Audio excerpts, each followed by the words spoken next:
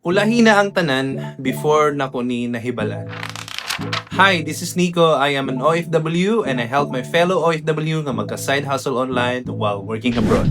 So, kabayan, ulahi na nako nahibalan nga dili di ta dapat mahadlok nga mo take og risk. Kay taga-take na tog risk, wala ta kabalo nga mao na dinay siya makapabag-o sa imong kinabuhi. Hinda ko kabayan nga mahadlok jud kay ko mo take og risk, especially sa mga bago nga opportunity, another job or another sideline, any nga bago sa ako ang panglantaw sa ako panghuna-huna kabayan, mahadlok jud ko nga mosulay.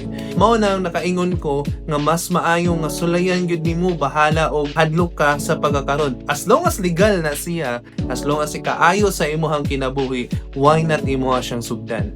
So right now, mo ning gibuhat ako ni siya nga channel. It's not about nga para maka-income ko ani nga channel and maka-create ko another group para sa akong online business, but it's somehow nga makatabang ko sa mga OFW nga parehas sad nako nga maulaw, mahadlok nga mo take og risk. So mo nang ikaw kabayan, ayaw kahadlok og take og risk, especially kung ikaayo sa imong pamilya, ikaayo sa imong kaugmaon, makapag for good sa imuha. So if you don't have any idea kabayan, naaday ko i-suggest nimo nga online business nga ang imong buhaton is copy and earn. So ang imong buhaton is naa lang kay sundon nga mga steps and naabot tay mga group of coaches nga motabang sa imuha unsaon pag-start from the beginning up until the end.